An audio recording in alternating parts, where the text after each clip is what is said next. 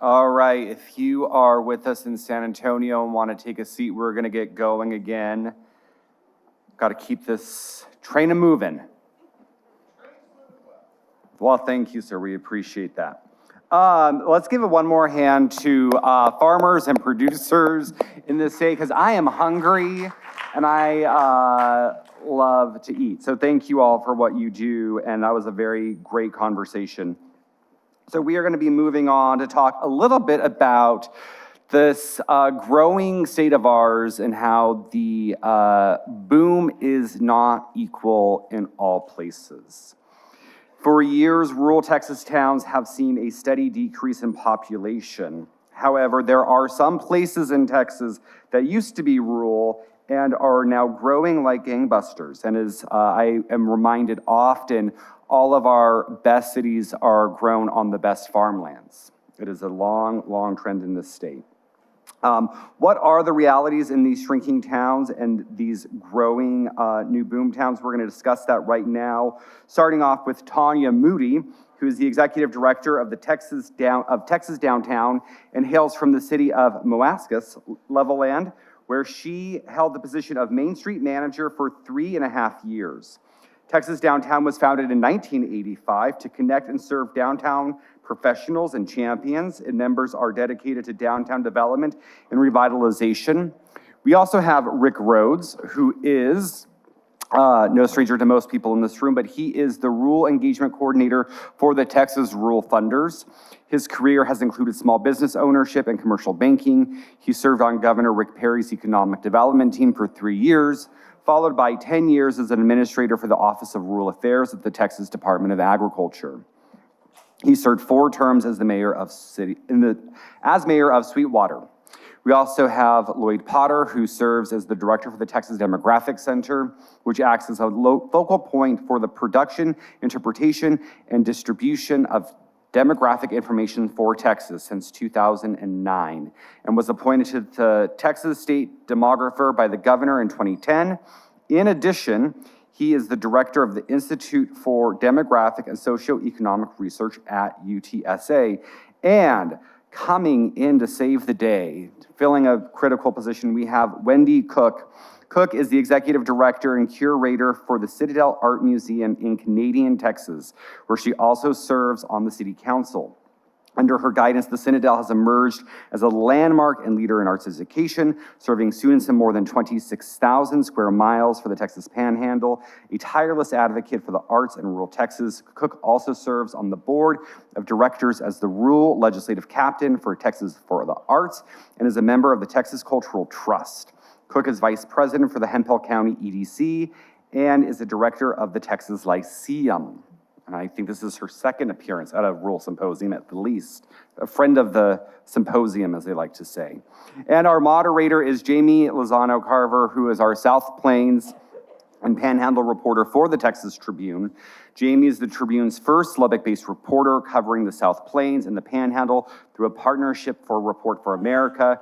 She has worked for Texas Tech Media, Public Media, Lubbock's NPR station, and covered a broad range of topics for the Lubbock Avalanche Journal, including climate change, agriculture, entertainment, and healthcare. Without further ado, let's talk about ghost towns and boom towns. All right, thank you, Nick, so much for that introduction, and thank you, everybody, for joining us here in person and online. I'd like to go ahead and start today by talking with our state demographer, Lloyd Potter. Lloyd, what can you tell us about some of the population trends that we are seeing throughout Texas? Well, I think it probably comes as no surprise to anybody that we're growing. So we're growing more than any other state. We add a little over 400,000 people every year, and that's kind of been happening for the last decade or so. So we're also the second largest state, California being larger in terms of population. But when we look at why we're growing, when we examine components of change, there's 2 basic components of change. One of them is migration or net migration, and the other one is natural change or births minus deaths. And so when we look at those components of change and kind of look at what's driving the change in Texas, it varies from year to year.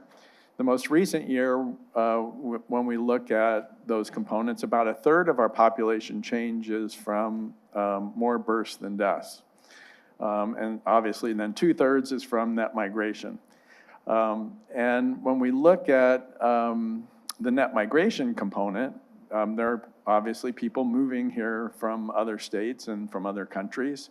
And those people are largely moving to what we refer to as the population triangle, which is Dallas-Fort Worth, San Antonio, Austin, and Houston, and then along the I-35 corridor all the way up to Dallas, just that really filling in very significantly. So when you look at that growth that's occurring in that area, and then you kind of back up or back out a little bit and look at the rest of the state, you can see much of western Texas, parts of East Texas are actually losing population. So we have a fair number of counties that every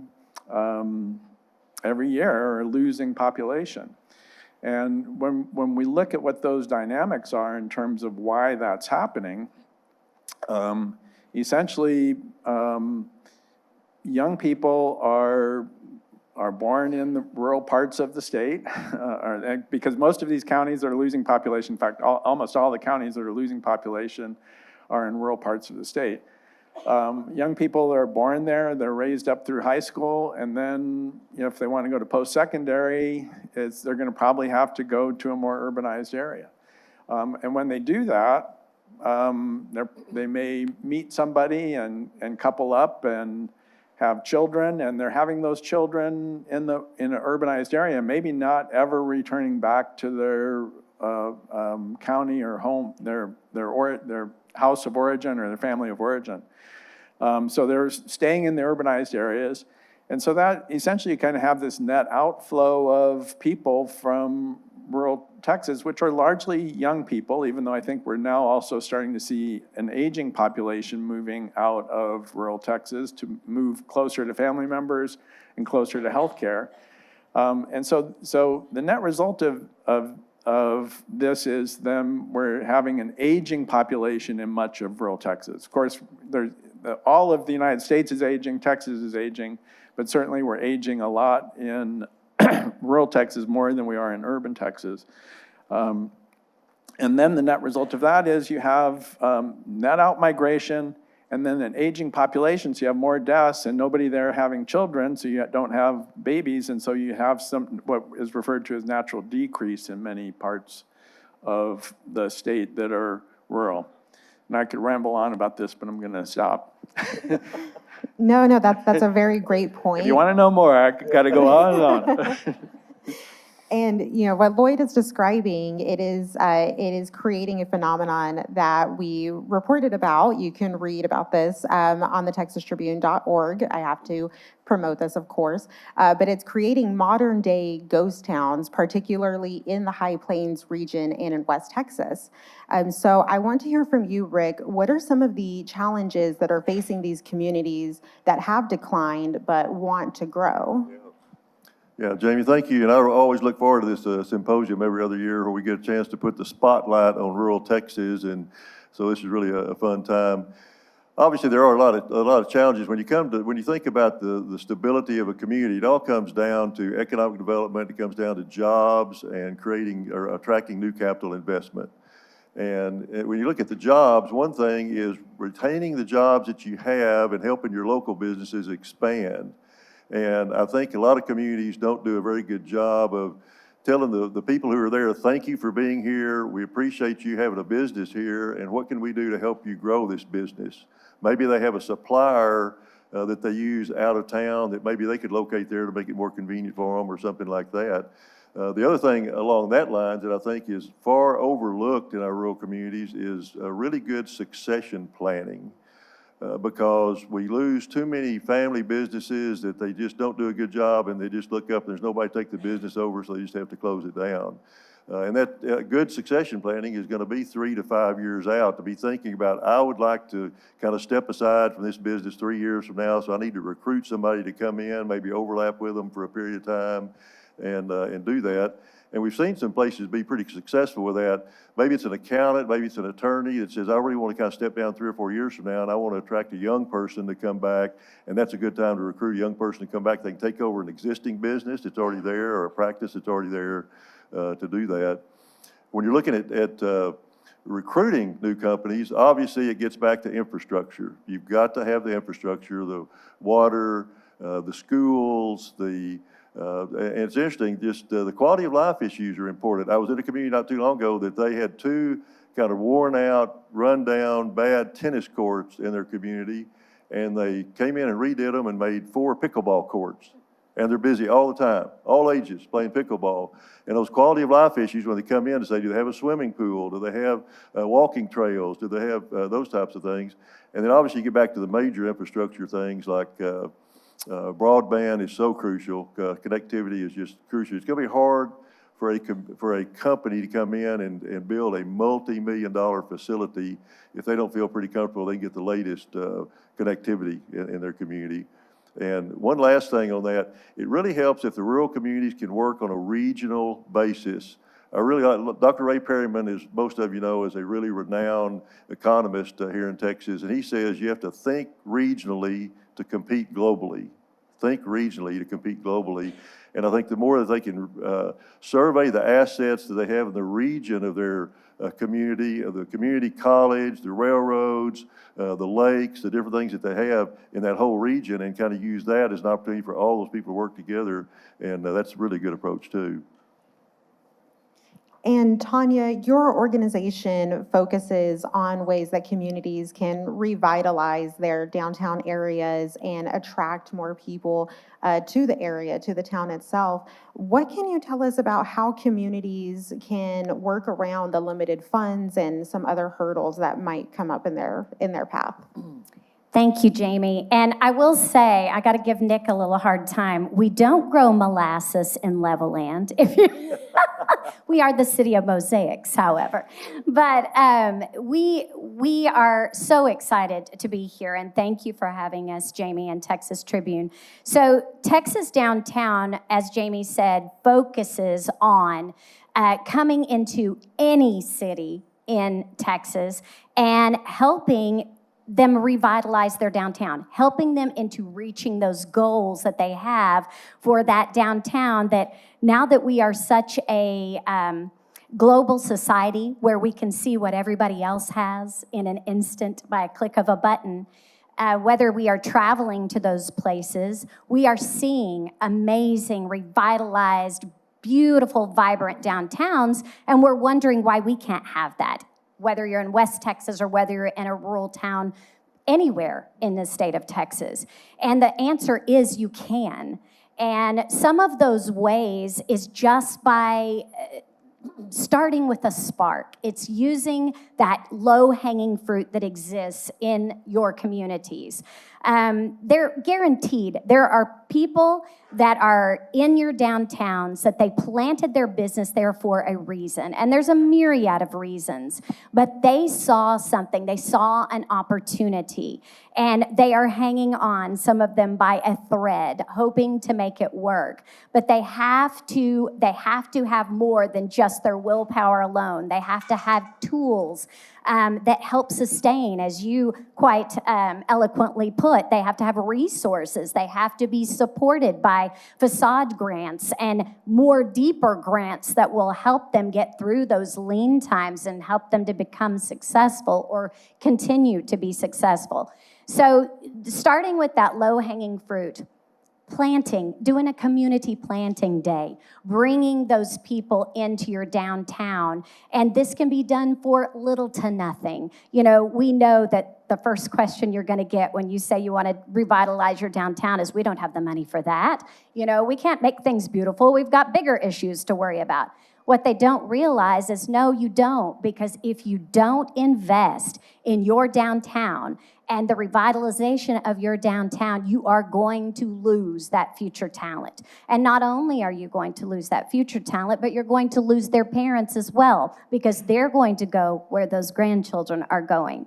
So that, you know, you have to invest, you have to take the time to Do those small projects that gets people excited, that makes people proud to live in that town and makes people feel like that's a place they want to be and they can see that light at the end of the tunnel, that it's going to continue to bear that investment.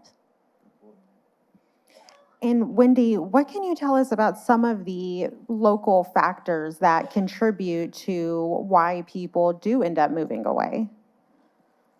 Thank you for having me. So I can give a little bit of context to this because I'm a city girl that ended up in rural Texas by choice. I think part of some of the things that we forget is that people who live in rural Texas don't have another option to live someplace else, and that's just not true. I am from a pioneer family of Lubbock, and I have lived in Canadian for 20 years, and I feel more rooted in the capacity of impact that I have there than I did growing up in Lubbock. Because in Lubbock, I was always, oh, you're so-and-so's granddaughter, or oh, I know your mother. We were on a board together someplace. But when you're in a small community, you have to make your own way. And so for me, I look at this, I went from Lubbock to Dallas for 8 years, and then love took me to Canadian. And I've never regretted it. But my husband is a small town physician and chose to go there. And so I think for me, one of the things that's really important that I've seen in the 20 years of being there is you have to give people a reason to want to stay. And yes, you can raise these children. We do a fabulous job of raising our kids. We have all of these state send-offs, and all of the elementary students make, we just went to band contest last week, and so all the elementary students are writing these letters of support to these high school kids, and we have this wonderful program that we're trying to remind our high school children to make good decisions because the littles are watching those decisions. And so we're doing all of these things as a community to pour into our kids. We're telling our kids, go off, go to college, but we have to ask them to come back. And our expectation as community people needs to be, you can come back and raise your children in a community where it's harder for them to get out of line because all of their neighbors can see them and can call you immediately when something looks a little awry. For me as a parent, that's a positive thing. And I want my kids to grow up in a community where they know that their decisions are impacting others. And for me as a leader, we have to have a strong education system. We have to have high expectations in that education system. We have to have good quality of life things. I run an art museum. You got to travel at least 300 miles to find another rural fine art museum from where I am. We also think that it's really important that art and creativity starts in pre-K. And when you're in Canadian ISD, you don't get to choose an art class until you're in 7th grade because our school system is not funded for that. But our museum has figured out a way to pour into our kids so that it's giving them creative capacity, because when they go into an engineering job or they want to be a welder or they want to be an electrician, we're helping to create those dexterity skills and giving them creative processing in order to make good decisions that will impact them no matter what fields that they choose. And so those are really important things to our community, and we're grateful that it's not just me that thinks that. We've done a really good job over the years of basically our generations understand that you have to pour back into your community in order to keep it going. I don't know that we're necessarily losing population. My demographer may take issue with that. We're just maintaining, and we're working really hard to try to maintain. But we maintain because our hospital is strong. We've got leaders in our hospital that are not afraid to create partnerships, not afraid to think regionally, to your point, and are just making it happen. Canadian's been a boom and bust town for years. 1953, the railroad moved out about 300 people, families, overnight when BNSF left. And it was in the Amarillo Globe News, really big, Canadian, Texas, the next ghost town. And we had a mayor at the time that says, no. we're going to be the best lit ghost town that there ever was. And so what he did is he went into downtown and he invested in streetlights. It's a very simple thing, but at the time, we were one of the first small towns that had streetlights in our downtown. And so that led the path for continued generations of understanding, if you love where you live, you need to prove it. And you prove it by the projects, you prove it by training people to give them the capacity to serve on boards and leadership, and you train them with connections and saying, I know this person, I like you, you're gonna be able to do something with it, I'll introduce you. And then you ask them to bring that leverage back and use it to continually pour back into your community. I think we need to identify a weekend and we all go visit Canadian. Yes, I'm ready to go. please Let's go visit come. Canadian. Let's Let's go go. visit. I'm ready to It's go. a great place. I wanted to piggyback off of what Wendy said because we are a people in rural Texas that pulls themselves up by their bootstraps. That's what we are known for. And people that take chances. We have a small historic theater, probably like many of you. And there are closed theaters all over the rural communities. And there are people in those communities dying to wake those things back up. But where did they get the funding? How did they do that? We have been able to secure our local theater in Levelland. And we are after, and I know it sounds like a long time, but it's a blink of an eye, after about 15 years of starting that conversation in February of next year, we are opening our fully renovated theater. And we are going to have that as our cornerstone of our downtown and bring back, as Wendy said, that arts and culture and the things that our schools sadly don't have the funding for. That is going to provide that for our students so that they can have those same advantages as students in New York City or students in California or large Texas cities. That's a very good point. And, something else that I want to mention is on your programs, you might see that Stanford's Mayor James Decker was going to join us today. And he actually had to cancel because the Stanford Bulldogs, the high school football team, they have their first playoff game tonight. So it was. Go Stanford. So does go Canadian. Stanford. Truly the most Texas appropriate reason to cancel an event.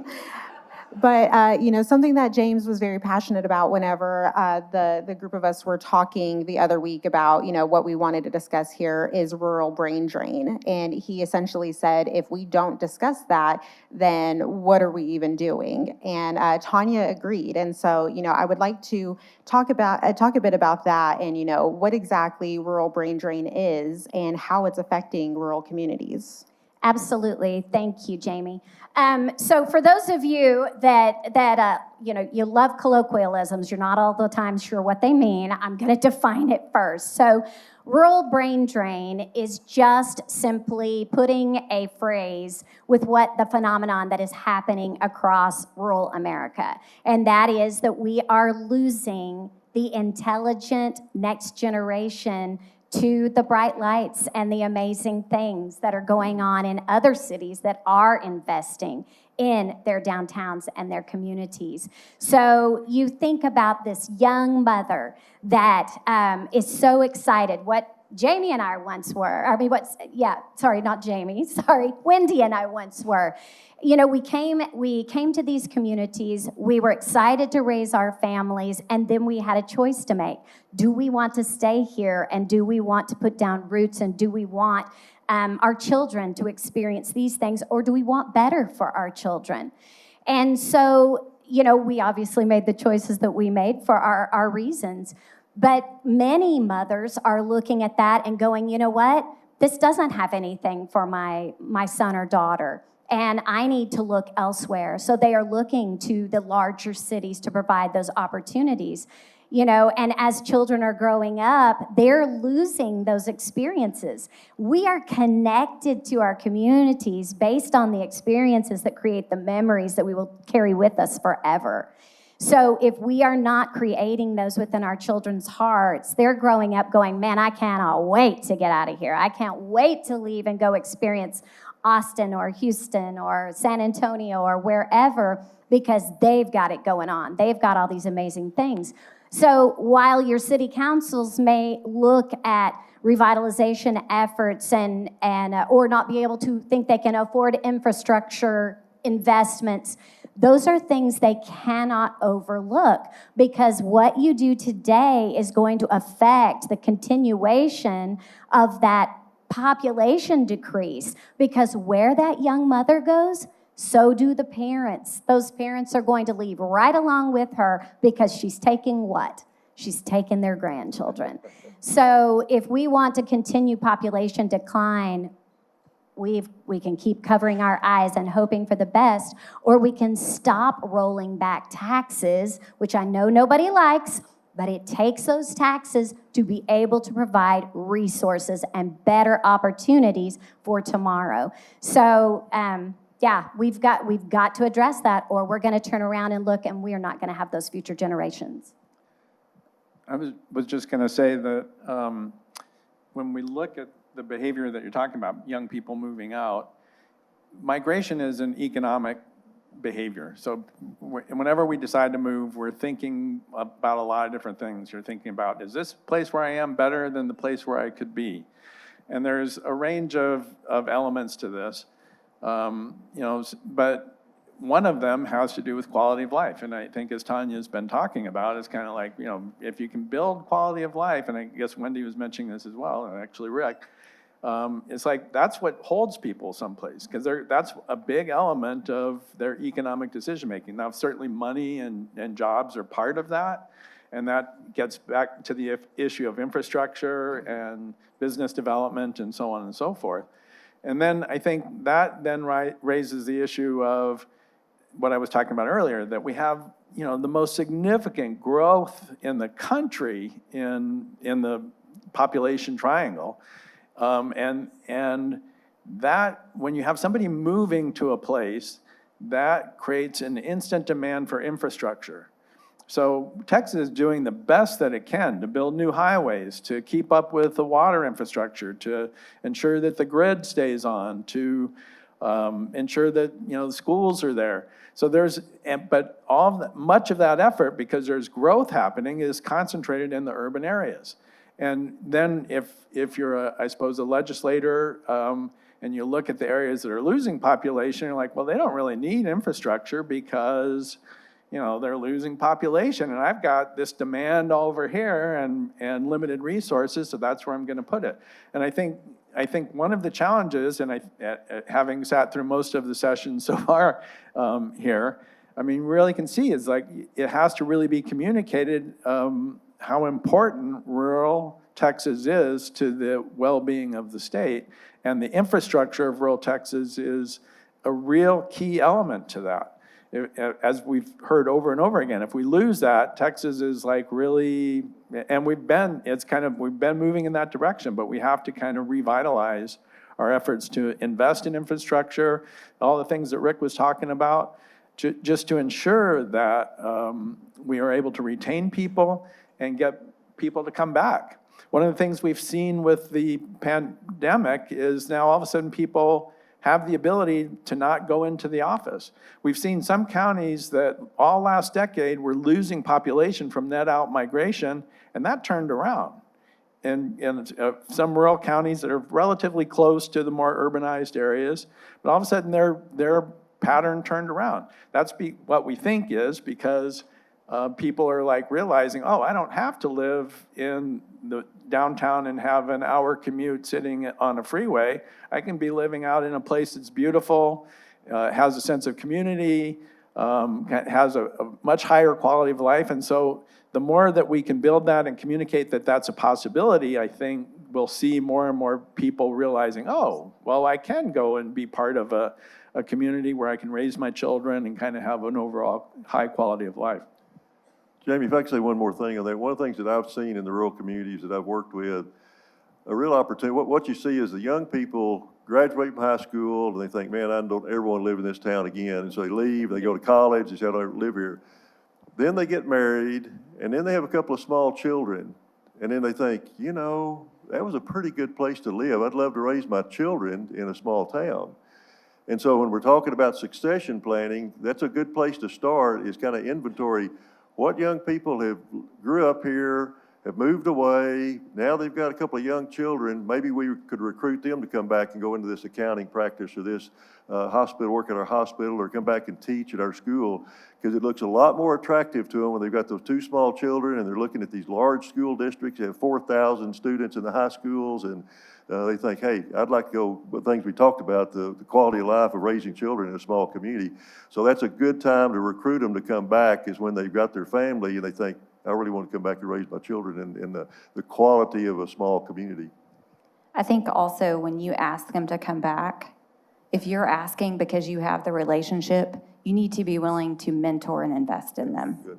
And say, you have something that we need, and I want to help you take the steps so that you're well-educated and you know how to get involved and how to lead. Because that's one of the beautiful things about small towns. It's also hard because between my husband and I, when we go to the grocery store, we're going to know everybody there. He knows them for different reasons often than I know them for. And as a person in leadership, I am never more than 2 steps away from any decision that I make. And I take that very seriously because I can see firsthand what I'm doing, how much research I do, the pros and the cons of all of that. I can see the impact. And I think for me personally, that's a wonderful life. It keeps me accountable, but it also is something that I can talk to my young people about and say, you can do this. And let me tell you my pitfalls and the things that I did not do right and the things that worked, and help steward the things that I know and encourage them to step onto some of these boards. And it's got to work. You've got to ask them to come back, and then you have to stick by them and help them work through all of this and help them establish their own network that's there. My kids aren't in elementary school anymore. I know a lot of these, families because I'm teaching them, our team is teaching them at the museum, but my relationship is different with them. So now I'm starting to see these young leaders, these young parents that have some ideas about school and the changes that they would like to see, or the innovations that they want to spearhead. They just don't know how to do it. Well, that's just a conversation or two once or twice a week, and we can get that ready to go. And so you have to be willing to walk it and steward it. Yeah. And if communities think, it doesn't matter, it's just an election, it's not that big of a deal, you're just shooting yourself in the foot. So you have to be willing to invest in people. And I have one more question for our speakers today, and then I will turn it over to questions from the audience. So if y'all have questions for our speakers, feel free to line up at one of the 2 microphones that we have on the stage. That question is open to all 4 of y'all. So whenever we're talking about trying to prepare rural communities to retain or to attract their young populations again, or just new populations in general, we also have to talk about the infrastructure needs. And so I'd like to hear how rural leaders can prepare for infrastructure needs, ahead of this, just to be more prepared. I'm going to refrain a famous quote. In order for rural communities to avoid, or in order for rural communities to dry up and blow away, we only need for visionaries to stay silent and do nothing. We have got to stop electing people against virtually everything. We have got to find people in our communities that are not just passionate about getting rid of someone or about doing one thing and then they're pretty much good. We have to find people that are visionaries that want to serve and see what our communities can become. And they've got to be willing, as Wendy said so eloquently, to walk the walk, to talk the talk and walk the walk. They have to be willing to spend money. They have to be willing to explain why they're raising taxes. They have to explain why we need infrastructure and why downtown revitalization and quality of life is so important. So I really, truly believe that it starts there. You know, I have talked to hundreds of downtowns and communities across the state of Texas, and main streets and just downtowns that have downtown coordinators, and we hear the same story over and over again. Well, if it just wasn't for that one city council person, you know, and you all know what I'm talking about because you have them. And, you know, and bless their hearts, and what's what we love to say in Texas. But, you know, I think they all think they're doing what's right. I truly believe that. But what they lack is that education piece that y'all, again, spoke to so well. If they're not educated on how city government works before they even throw their hat in the ring, and they don't understand the limitations on the budget and all those things, then what are they doing there? You know, we have to do a better job of cultivating those leaders for our communities. So I'll say that, yes, 100%. You have to remind people that if you want those fancy things that the cities have, you got to pay for it. Those cities are paying for it. Nothing is cheaper in rural Texas, really. They might like to say that the land is cheaper, but the infrastructure is no less money. My pipes in the ground is no less money than the pipes in the ground in Houston.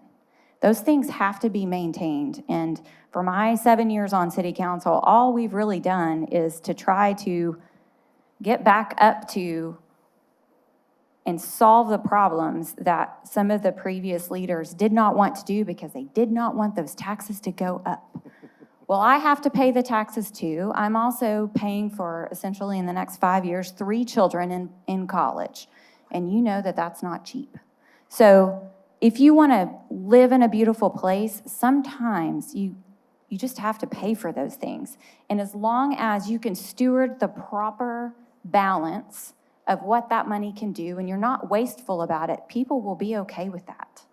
You just have to be brave enough to have those conversations and say, I know you want this. And let me tell you, it cost $100,000 for me to put this tiny little joint in this water pipe right here that just burst and nearly flooded your house. That's because that water joint was done in 1922. What do you own that's 102 years old and is still functioning? So you kind of have to frame those things in that way. The other thing that I'm going to say that is contextually important for the Texas Tribune is one of the biggest issues facing rural Texas is the lack of communicators. And I say that from a standpoint of journalism. The Canadian Record is a much lauded newspaper that has been going since the 1890s, and it just closed. There's a beautiful movie, documentary that was done by Heather Courtney called For the Record, and I encourage you to look for it. It's been on PBS and several other places. The Trib has streamed it for a full month. It's a really telling example of the scariness that is facing rural Texas. I remember this is our first election cycle where we did not have a newspaper. Where do I go vote? Can anybody show me what the ballot looks like?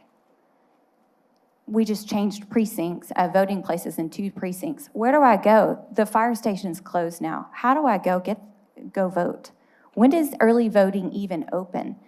These are scary things for our democracy that is happening because rural journalism is not supported. And so I really admire the Texas Tribune for the new outreach into rural communities. Evan Smith is a friend of mine, and he told me a couple years ago, he was like, don't worry about rural journalism, Wendy. I'm putting a reporter in Lubbock. Her name's Jamie Lozano. And I said, with all due respect, sir, Jamie Lozano is a fabulous reporter, but she's not coming to my hospital board member meetings and is sitting there listening to the arguments in whether or not we can support financially this expansion for the hospital. She's not coming to talk about school board issues, about, can we afford to make this cut so that we can buy a new bus? It's one of the things that cities don't have to do is they don't have to maintain a fleet of transportation. They can go rent that.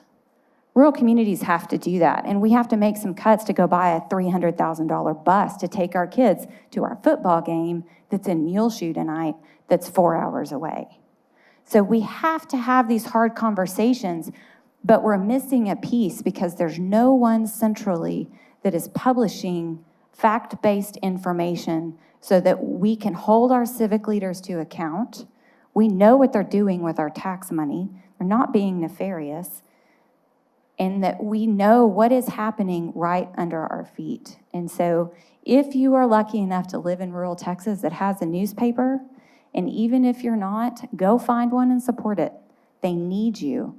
And then cultivate your really awesome English students that are in your community and say, hey, I know somebody that can teach you how to write a feature on this subject. Or let's take our high school kids to a city council meeting so that they understand it's not so scary to be there. So thank you to Evan Smith, I will say, who's probably listening, but to thank you to Jamie for being willing to write on behalf of rural Texas. Don't forget that the little places, smaller than Lubbock, really need you too. And please go support the work that they're doing. I don't know another journalistic entity in the state that's focused on rural journalism. Very good, yeah. On the infrastructure topic, I just want to say a couple of things. I think it's really important that the local leaders do a very honest assessment of their community. Sometimes they're kind of scared to look at where are we on our infrastructure. I think you need to do a very honest assessment and then develop a relationship with the key state and federal agencies in the state because they do have some resources that can help. Lillian Solano was here with the USDA, and they've got some incredible programs. Their office is in Temple, and they've got some incredible programs to help rural communities. Texas Department of Agriculture has some. Texas Workforce Commission has some. Just many agencies. The Office of the Governor of Economic Development has programs that can help. And I see people in here, Lonnie Hunt that was here and has utilized those programs a lot in the past. Kim Alexander, the local leaders that are these visionary leaders that you were talking about that are very enthusiastic and very visionary for their communities. They make the relationships. When I was at Texas Department of Agriculture, 2 or 3 times a year, Lonnie Hunt would just come in and sit down and visit with us and get to know us and develop those relationships. And so when we had a new program that came up, well, we made sure that he was aware of it, and he took advantage of those. And Kim Alexander does that, and many others in the audience do that as well. And, there's 1,168 incorporated cities in Texas, and 85% of those cities have under 10,000 in population. So when you're at these agencies that have these programs, they can't really go out and visit with everybody and educate them, but they'll never refuse an opportunity for you to come to them and say, hey, what have you got that might be able to help our community? And like Texas Department of Agriculture has regional people, the Office of the Governor's Office of Economic Development has regional people, and they're more than happy to come to your community and sit down with you and do that. So I really encourage you to help meet some of your infrastructure needs is to connect up with those people at these different agencies and develop a relationship with them and utilize the opportunities that they have to help you. I would say what Rick said. But I think one of the key things with all of this is to keep people or to attract people, you have to have an economic base. And the things that Rick was just talking about is kind of economic development at a relatively small level. And once that kind of gets going, it can kind of feeds on itself. It's kind of iterative. And so I think really, and actually, all of the panelists have kind of talked about kind of how local leaders have to have a vision. They have to kind of invest. They have to go out and connect with potential funders and with potential investors. So building that economic base is really the only way that we're going to be able to both retain and grow a skilled labor force in rural Texas. So I'll stop there. Keep going? Oh, okay. Okay. Yeah, so I think, with that said, then I think you also have, real challenges in terms of how to go about doing that. So if you were to think about, well, what kinds of things is a community that's losing population, that's losing businesses, how can they turn that around? And certainly going through a process of assessing, both historically what was successful, but then also like just looking at, well, what resources do we have that maybe we could turn into something? And actually, Tanya, I'm sure is an expert at this in terms of getting people to think about, well, what are our assets? What are the things that we can build on? And what are the things that we can do without money as well, which is a big part of building community and getting the community involved and committed toward growing and sustaining the community. If you have a community that's kind of falling apart, where the population's aging, young people are moving out, there's not good communication, it's really hard to come together and kind of think about, well, let's pull together and figure out what we're going to do for our town to make it a place that we want to come to and that maybe other people will want to come to as well. Just a reminder for those who are joining us online, you can ask questions at texastribune.org/ask, and we welcome anyone in the audience here to ask a question with a question mark at the end as a reminder. First question from online. This person, Kristen, writes, young people are going to leave. We want them to leave, go experience life. Then we want to create a home for them to return to and raise their kids. So creating an active nightlife isn't exactly a huge priority for rural Texas. We need awesome libraries, parks, and active community. Churches can play a huge role in that. What else can we do to create a home for them to come back to? I would say that, your kids are obviously a product of the internet. They have been looking at the world from a grand global scale since the day they were born. So their world has expanded greatly, and they see all the things that they can have. So whether you are in, rural Texas or a larger city, that experiences those things for themselves, your kids are experiencing them online, but that's not enough. It's just enough to whet their appetite, and we have to be able to provide those things with those creative experiences so that they know they can get those same arts and culture experiences from their local library or which can do programming, their local historic theater, which can do programming and engage them. Their schools can do programming. But you have to have someone leading that charge, and you have to have somebody focused on that revitalization piece. So much of the time I see my colleagues across the state, and we know the EDC directors are making in, upwards to six figures, but our Main Street managers and coordinators are making $40,000 a year, barely enough for them to live on, right? And they are running themselves ragged because they have a passion in their hearts and they're doing it for way less than they should. But you have to support those endeavors. You have to give them tools in their toolbox to make those things possible. And you have to be willing. Again, I know I sound like I'm for major taxes. I am not. I'm very, very fiscally responsible, and I don't want to pay more than you do either. But you have to spend money. As Wendy said, you have to be willing to spend money if you want those things. And your children do want those things. They want to be able to go out if you are fortunate enough to have a community college. Those kids are coming into your community. They're going to make a decision on whether they're going to stay there and make that their home. They're going to do that based on whether that's attractive and whether it's something that excites them. For two more questions. Go ahead. So this is a little bit of a complex question, I think, because it is disaster related. But for context, I live in a small county on the Texas Gulf Coast Prairie, about an hour outside of Houston, next to, I think, is one of the fastest growing counties in the country, Fort Bend County. We are in the Houston-Galveston Area Council Regional COG. And that includes Harris County and Fort Bend County. In our county, we've had, in my adult life, 5 federally declared flooding disasters. I've worked 3 federal disasters and other non-declared disasters.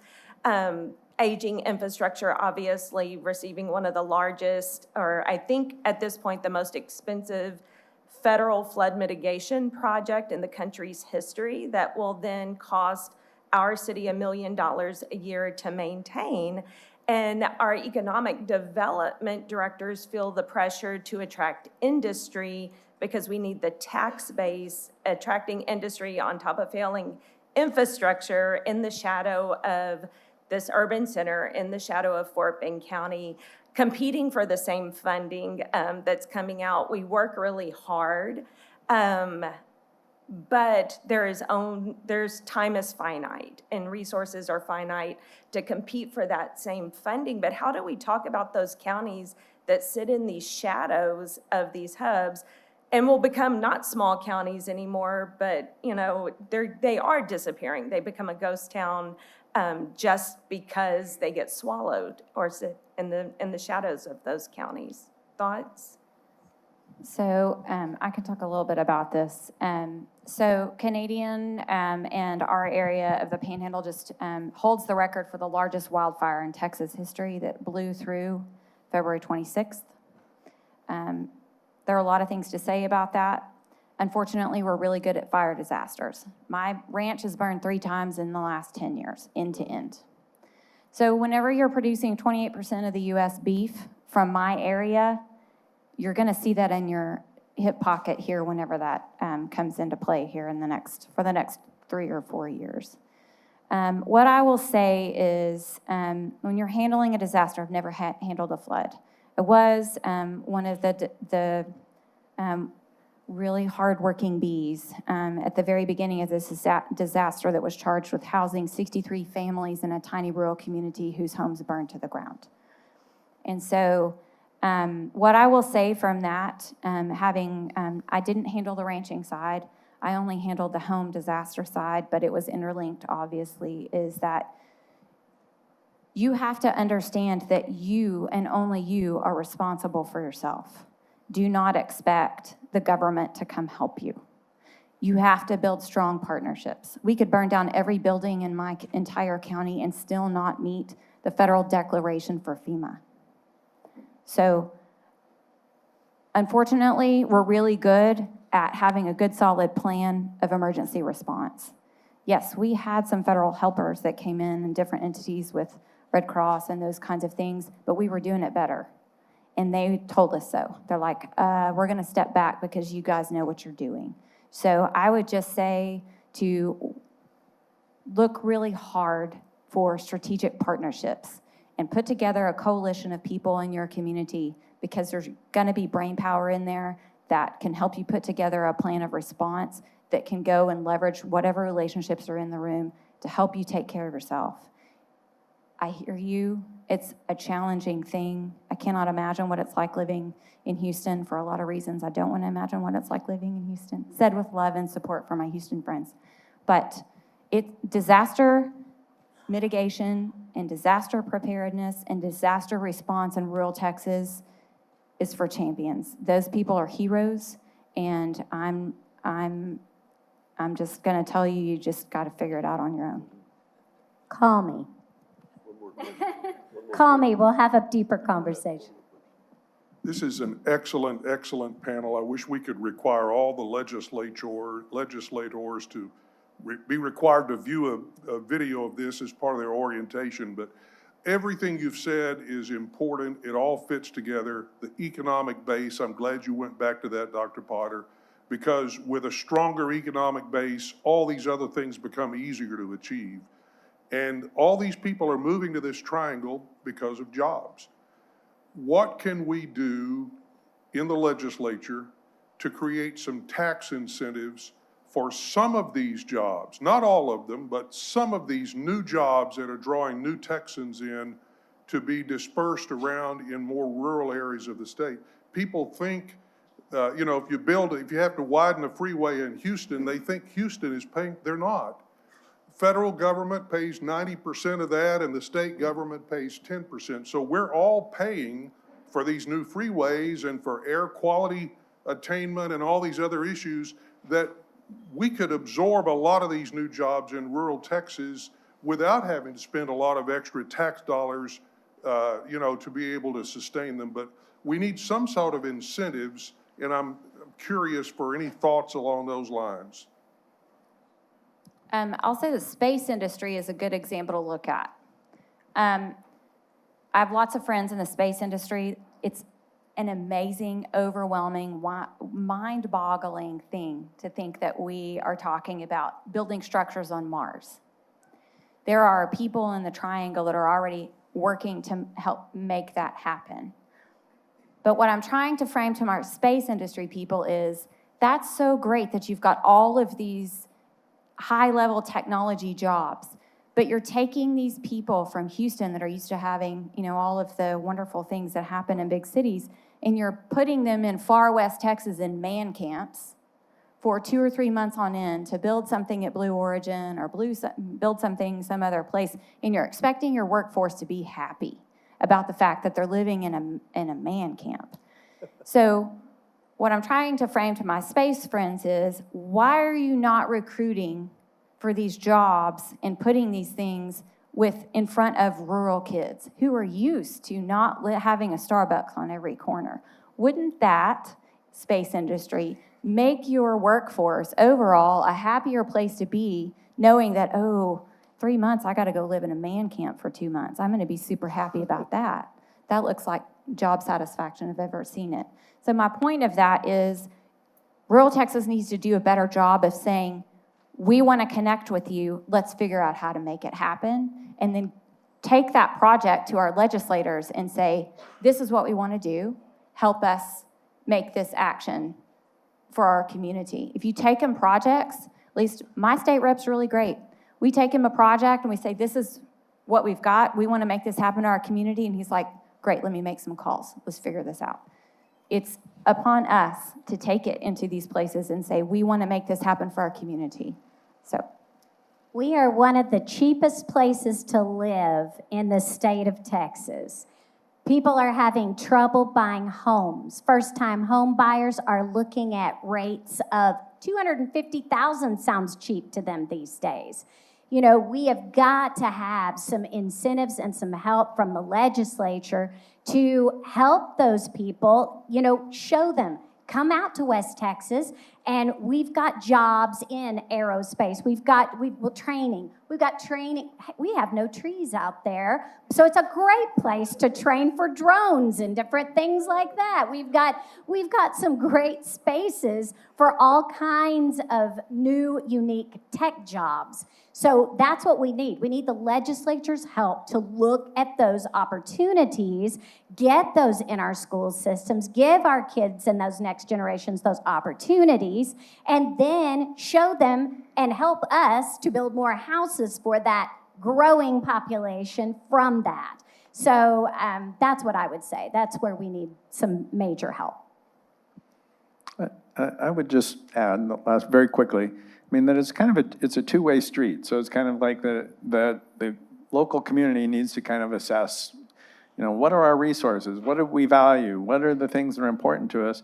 But then from kind of the state level or from government level, like how can we engage with the communities? What are their needs? What are our opportunities, and can we shop this around in rural Texas rather than urban Texas? I mean, so Texas is very aggressive in terms of attracting new businesses to the state. And certainly I think there probably are opportunities to identify businesses that don't necessarily need to be in an urban area. And how can we then figure out, identify a potential location for that business or that manufacturing plant or whatever it is to be located in a more rural place. And that then will, once you do that, then that creates this economic base, and it kind of, you know, it grows. You'll see other businesses come in and so on. Okay, I'll stop there. And that is all the time we have for today.